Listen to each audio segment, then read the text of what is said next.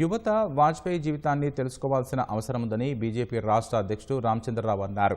అటల్ బిహారీ వాజ్పేయి శత జయంతి ఉత్సవాల్లో భాగంగా బీజేపీ రాష్ట్ర కార్యాలయంలో 100 దీపాలను వెలిగించిన కార్యక్రమంలో ఆయన పాల్గొన్నారు. గ్రామాల అభివృద్ధికి 3,000 కోట్లు ఇచ్చేది కేంద్ర ప్రభుత్వమేనని, రాష్ట్ర ప్రభుత్వం ఇచ్చింది గాడిద గుడ్డేనని విమర్శించారు. రేవంత్ రెడ్డి సర్కార్ ఇన్ని రోజులు పంచాయతీ ఎన్నికలు నిర్వహించకుండా జాప్యం చేయడంతోనే గ్రామాలకు రావాల్సిన నిధులు ఆగిపోయాయన్నారు. బీఆర్ఎస్ కాంగ్రెస్ను కలపడానికి మజ్లిస్ ప్రయత్నం చేస్తోందని ఆరోపించారు. స్థానిక సంస్థలకు 72, 73 ఈ యొక్క రాజ్యాంగంలో సవరణ జరిగింది. దానికి ఎలక్షన్స్ పెడితేనే మనకు నిధులు వస్తాయని చెప్పి తెలుసు. ఎందుకు ఆలస్యం చేశారు? ఈ 3,000 కోట్ల రూపాయలు మీకు రావడానికి ఆలస్యం కావడానికి కారణం మీరే కదా. దానికి బాధ్యతలు సమయానికి ఎలక్షన్స్ పెట్టలే, సమయానికి రిజర్వేషన్స్ ఇవ్వాల్సిన రిజర్వేషన్ ఇవ్వలేదు. 3,000 కోట్లని ఇప్పుడు అంటున్నారు.